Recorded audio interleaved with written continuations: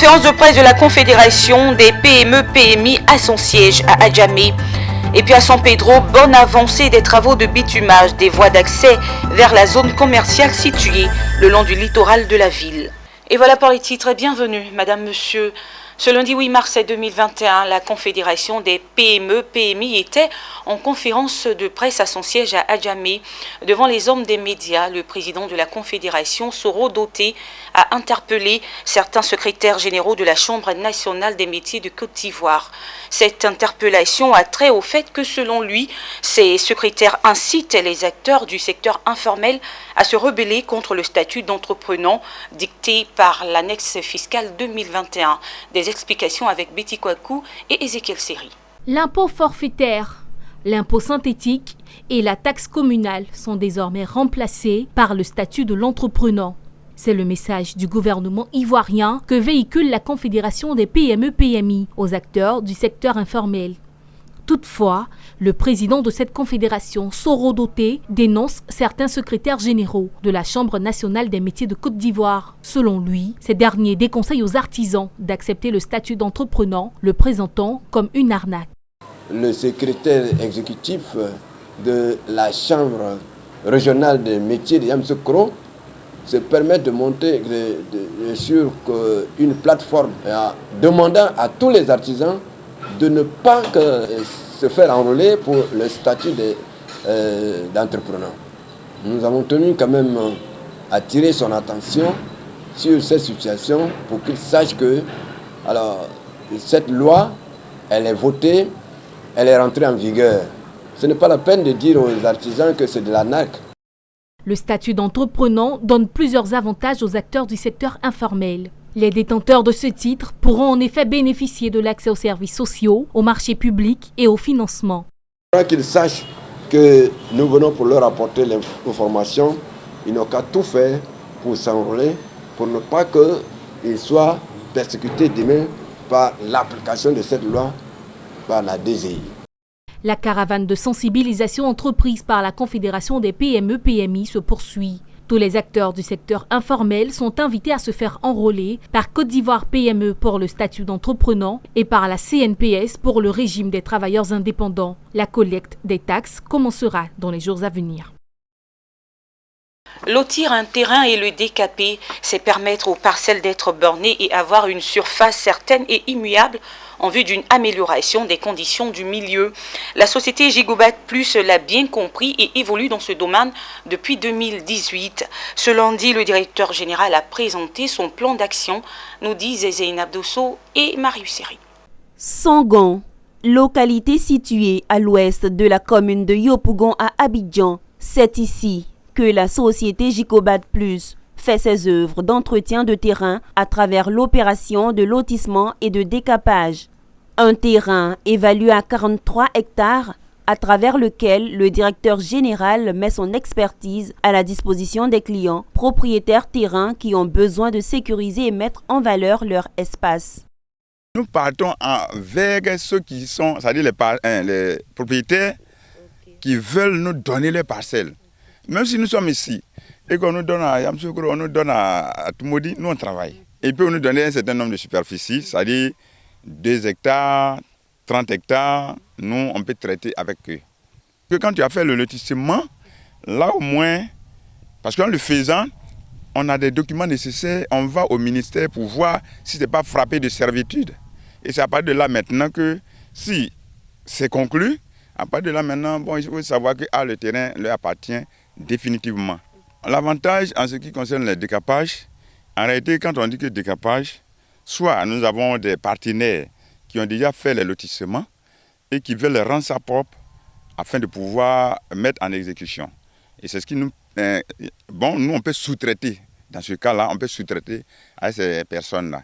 Au-delà, la société Gigobat possède plusieurs parcelles de terrain, compris entre 18 et 160 hectares dans les communes de Bingerville, Jacquesville et Yamoussoukro, ce qui permet aux responsables de proposer également aux clients des terrains au prix abordable qui ont déjà fait objet d'entretien. On veut faire les constructions, il faudrait que nous menions nos propres parcelles. Mais en le faisant, lorsque nous avons les parcelles, C'est à partir de là maintenant que nous allons sécuriser, c'est-à-dire que faire l'ACD pour pouvoir aider les gens. Pour rappel, Gicobat Plus, Groupe Ivoire Construction Bâtiment, est une société qui évolue dans le domaine de la construction et diverses opérations depuis 2018, et ce, dans le souci de répondre favorablement aux besoins de logement des populations. Plusieurs perspectives sont annoncées par les responsables pour améliorer la qualité des parcelles de terrain. La commune de Grand Bassam a abrité le lancement de la première édition de Paki Festival, initié par la structure Eagle Connect. Cet événement se tiendra du 2 au 4 avril prochain avec conseil maquis géant au stade municipal de Grand Bassam. Pour les organisateurs, cette activité vise à prôner la paix et la cohésion sociale en réunissant les fils et les filles du pays autour d'un événement festif. Walter Kofi et Maru Seri nous racontent. Du 2 au 4 avril prochain, la commune de Grand Bassam sera en fête. L'information a été donnée lors d'une conférence de presse prévue pour le lancement de ces journées festives dénommées Paki Festival.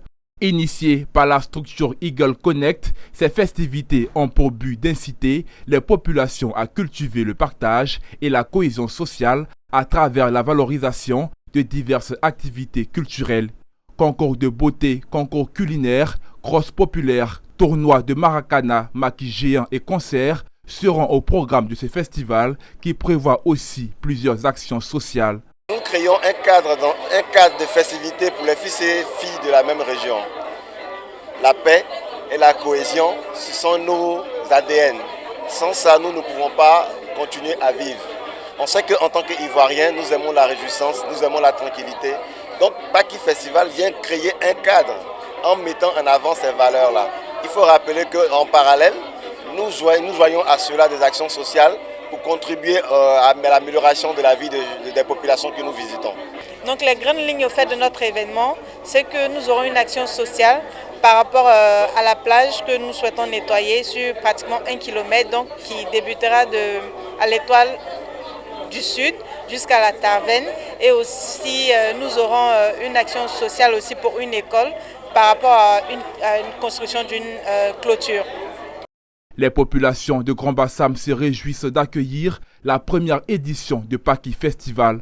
Elles se disent prêtes à faire la fête durant 3 jours tout en renforçant les liens de fraternité entre communautés. Nous avons quand même traversé des moments difficiles de crise post-électorale.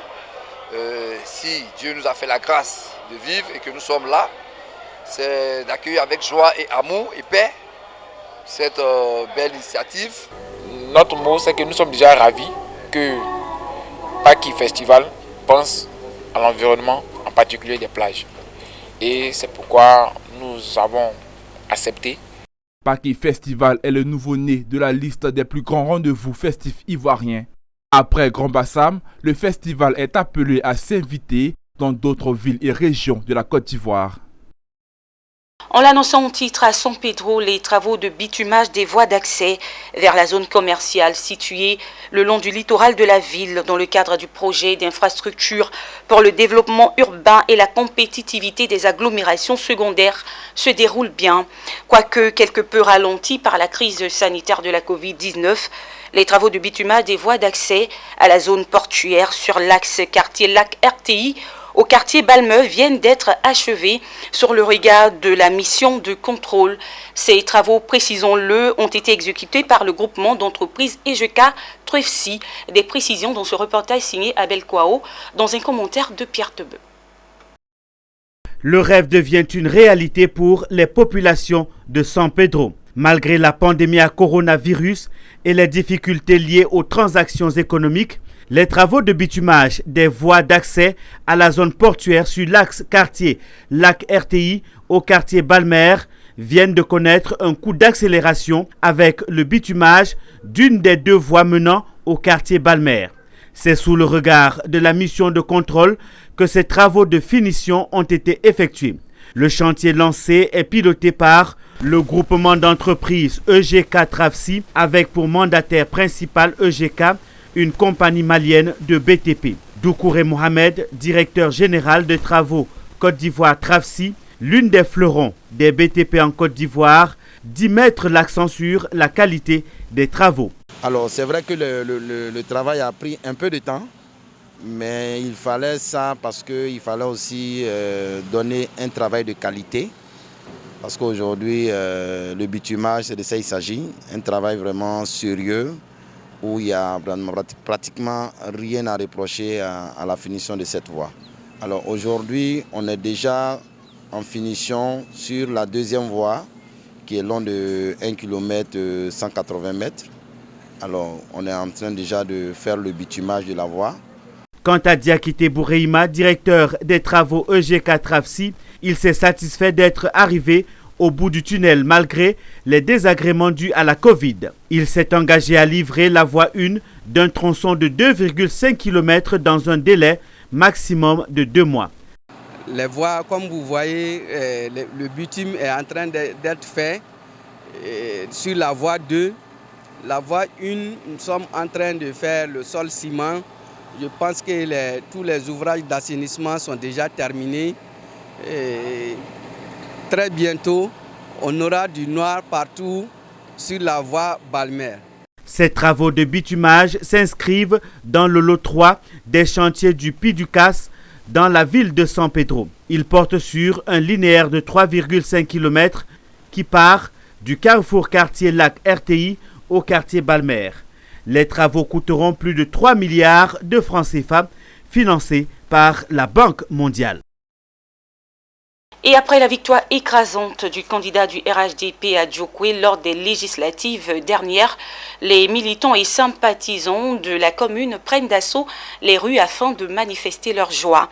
La candidate, quant à elle, félicite la population qui lui a renouvelé sa confiance et salue l'esprit de fair play dont a fait preuve ses adversaires, nous rapporte Théodore Konga.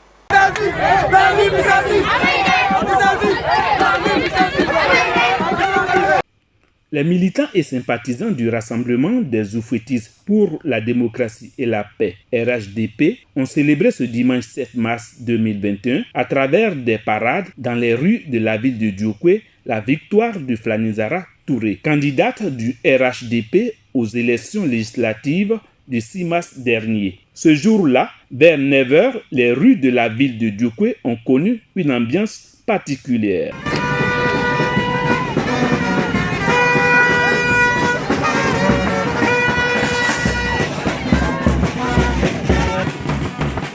Cette ambiance festive est relative aux résultats des élections législatives à Djokwe qui donne comme vainqueur Flanizara Touré, candidat du RHDP avec 6075 voix, soit 40,61%. L'honorable Flanizara Touré vient d'être ainsi réélu 3 fois d'affilée comme député Djokwe commune. La fuelle d'Alassane Ouattara confirme ainsi sa suprématie et sa popularité à Djokwe.